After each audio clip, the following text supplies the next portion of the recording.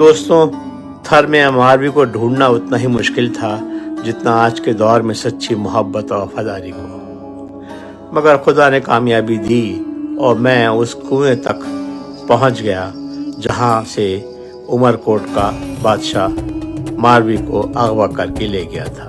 मगर मारवी भी अपने मंगेतर की मोहब्बत में सच्ची थी।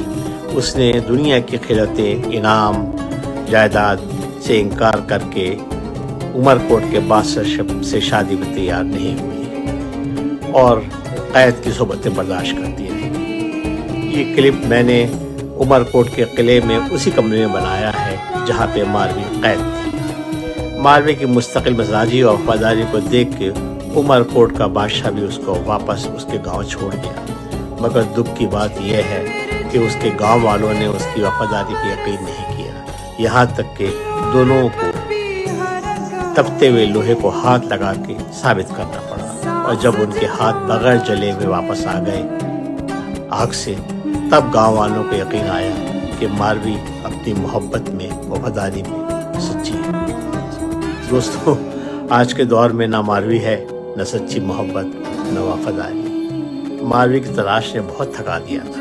रेगिस्तान में लंबी तान के मैं भी सो गया, आप भी सो जाइए।